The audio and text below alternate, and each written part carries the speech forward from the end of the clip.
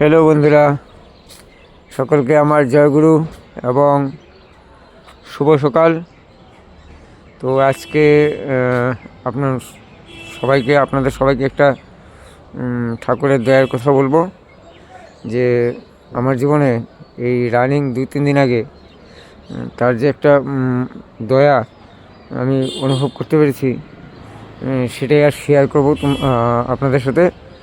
মানে ঠাকুর একটা কথা আছে না, বানিয়েছে, ভাবছ বসে চলবে কিসে, ভাববার যিনি ভাবছেন তিনি। ভাবছ বসে চলবে কিসে, ভাববার যিনি ভাবছেন তিনি, তুমি শুধু ভাবো তাকে। তো সেই বাণীটাই আমি উপলব্ধি করতে পেরেছি। আমার ঘরে শিব চতুর্দশী পরের দিন কালী মায়ের পুজো হয়। তো আমার এমন পরিস্থিতি হয়েছিল যে খুব আর্থিক খুব ক্রাইসিস হয়ে গেছিলো। তার জন্য এমন টেনশনে ছিলাম, সবসময় একটা ভিতরে চিন্তাতে ছিলাম।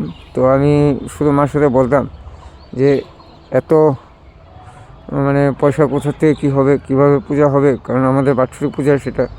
তো আমি রোজ ইষ্টবিধি করার পর ঠাকুরকে বলতাম যে ঠাকুর কীভাবে উদ্ধার করবা জানি না, কিন্তু পূজাটা হওয়া চাই। তো এই করতে করতে যাই হোক, কেউ নেই, প্রথমে কেউ নেই আমার পাশে।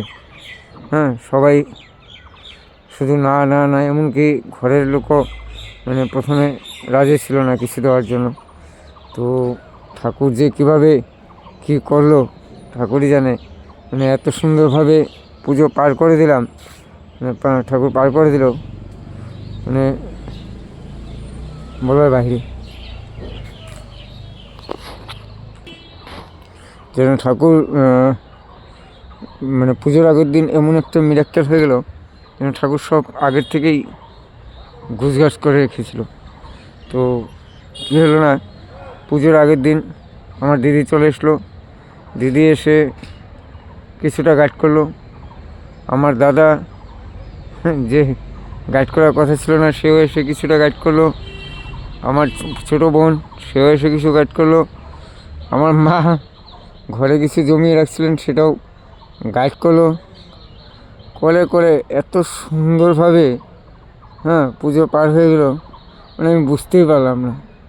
তখন আমি শুধু একটা কথাই ঠাকুরের ভাবতেছিলাম, যে ঠাকুর যে বলছেন যে ভাবছ বসে চলবে কিসে, ভাববার তুমি কে, ভাববার যিনি ভাবছেন তিনি, তুমি শুধু ভাবো থাকে, তার কাজ তিনিই করিয়ে নেন।